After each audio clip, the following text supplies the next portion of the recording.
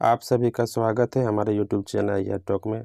आज हम लोग बात करेंगे रियल अटेंडेंस रिपोर्ट को ई विद्या वाहिनी के माध्यम से कैसे अपलोड करेंगे, कैसे एंट्री करेंगे। आप सभी को पता है कि जेसीईआरटी रांची की तरफ से पहले गूगल फॉर्म का लिंक दिया गया था जिसमें हम लोग अपलोड करते थे, पर अब उसे बंद कर दिया गया है। अब केवल हम ई विद्या वाहिनी ऐप नहीं, वेब लॉगिन से ही हमको क्रोम के माध्यम से हमें इसे एंट्री करना है, अपलोड करना है।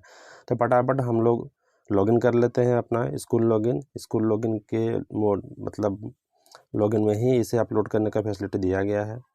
स्कूल लॉगिन हमने कर लिया है। अब यहाँ पर देखेंगे हम जो 3 लाइन है यहाँ पर जाएंगे, मैनेज स्कूल है। यहाँ पर आप देखेंगे कि एक सब मॉड्यूल है रियल अटेंडेंस नाम से, रियल असेसमेंट अटेंडेंस नाम से, नीचे में रिपोर्ट है। तो हमें जाना है पहला मॉड्यूल में रियल असेसमेंट अटेंडेंस पे, इस पे जाना है, इस पे क्लिक करना है। अब यहाँ पे देखेंगे कि मेरा स्कूल जो है वो सिलेक्टेड है। हमें टेस्ट का जो डेट है वो सिलेक्ट करना है। तो आपको पता है कि हम जिस दिन टेस्ट लेते हैं उसी दिन हमें उसे अपलोड करना होता है, उसके बाद उसे हम अपलोड नहीं कर सकते हैं। तो मान लीजिए आज 24 अगस्त है, आज का टेस्ट है, तो आज हमें अपलोड करना है। तो हम 24 अगस्त सेलेक्ट करके यहाँ पर सर्च करेंगे। तो हमें सबसे पहले पूछेगा कि एग्ज़ाम कंडक्ट हुआ कि नहीं। तो हम अगर यहाँ पर नो करेंगे तो हमें रीज़न पूछेगा कि एग्ज़ाम कंडक्ट क्यों नहीं हुआ।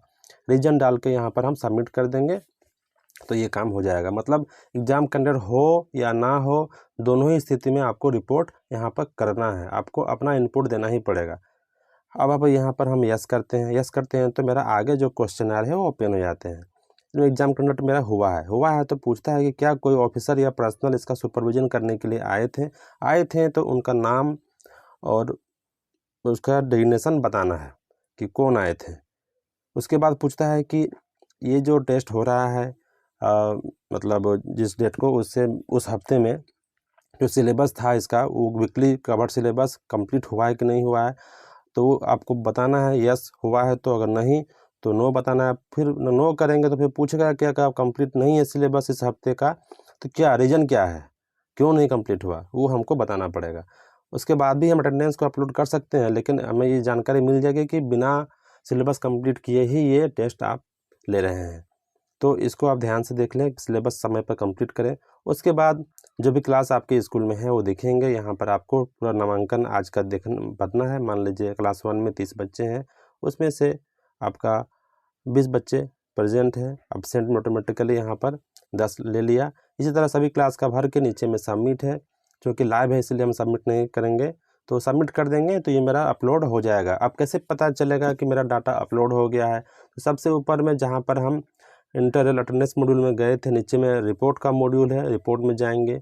यहाँ पर सिंपली हम एकेडमिक ईयर चुन लेंगे 24-25। उसके बाद टेस्ट का डेट, जिस डेट का हमको देखना चाहते हैं, मान लीजिए आज का देखना है तो आज का अभी हमको दिखेगा ब्लैंक। तो आज से पहले जो हमने भरा है वो हम देखते हैं। तो 16/8 को देखते हैं। तो 16/8 को देखिए मेरा अटेंडेंस का रिपोर्ट यहाँ पर पड़ा हुआ है। तो हम अपलोड करने के बाद यहाँ पर आकर चेक करके हम ये श्योर हो लेंगे कि हमारा डाटा अपलोड हुआ है।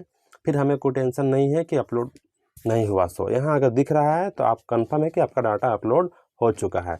तो टेस्ट लेने के बाद यहाँ पर आकर डाटा को अपलोड करें और चेक कर लें कि मेरा डाटा अपलोड हो गया है। यही है अटेंडेंस का रिपोर्ट करने का तरीका, बहुत ही सिंपल। इसमें किसी भी प्रकार का क्वेश्चन है तो आप मेरे कमेंट बॉक्स में पूछ सकते हैं, मैं उसका जवाब दूंगा। फिलहाल इस मॉड्यूल में दोनों में इतना ही है, एंट्री और रिपोर्ट। तो अब इसके बाद यहाँ पर आप लॉग आउट हो सकते हैं। वीडियो देखने के लिए धन्यवाद। लाइक और सब्सक्राइब जरूर कर दें अच्छा लगे तो।